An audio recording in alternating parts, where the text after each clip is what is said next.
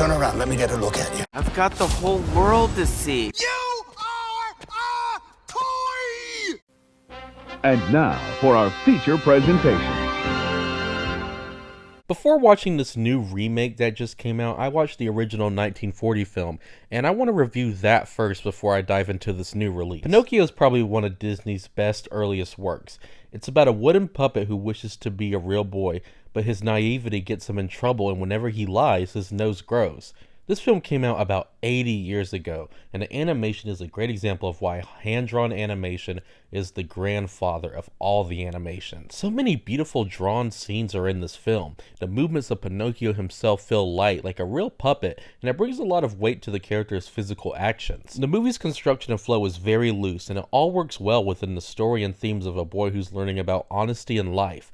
The movie doesn't really have one set path, and it gives off a natural feel to this world that Pinocchio is journeying through with Jiminy Cricket. Pinocchio meets people that are bad, some worse than others, bad influences, which pushes the theme of being honest to the forefront of the film.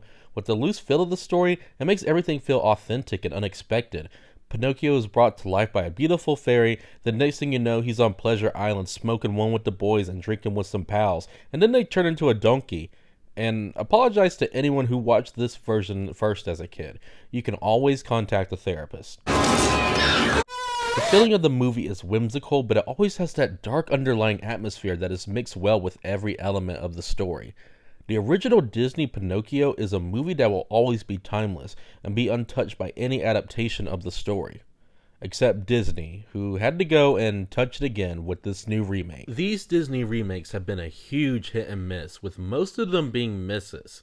Want to see how many Disney remakes are better than the original? Okay, The Jungle Book. That's it. The Jungle Book changes most of the original styles in ways that makes it superior to the original. It's a visually beautiful movie that may not have the musical impact of the first movie, but almost all the changes create a movie that can separate itself from the original, while also being a remake that gives depth that the original had, but didn't pack a punch.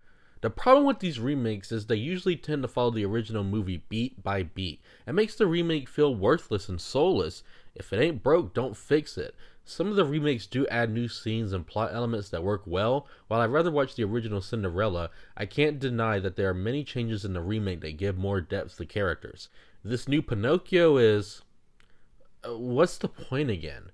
Why do we keep doing this? It's once again another page-by-page remake, but this time it's 10 extra minutes longer and doesn't really add anything new except it drags a lot, especially in the first act. Throughout the movie, I was waiting for something to be different, to switch it up on a bitch. And there are a few changes very far in between. The Blue Fairy has a lot more personality than the original. There's a new character in Stromboli's show who adds more layers to that aspect of the story.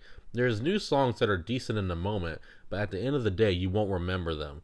I will give them props though for keeping the jackass line and not watering down the donkey transformation scene. The best part of the movie is definitely Joseph Gordon-Levitt as Jiminy Cricket. His voice performance is incredible. It's charming and has the exact same feel of the 1940 movie. That last part wasn't true, but everything I said up until then was.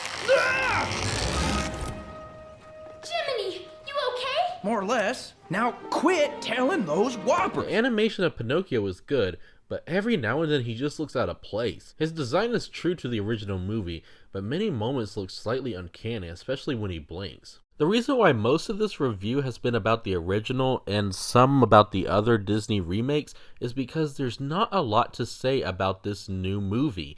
It's because it's the same as the original, but real life, and it's devoid of all the charm. There's not much to say about this remake that's just another Disney copycat of a far superior movie. It's wooden just like Pinocchio himself. There are no strings on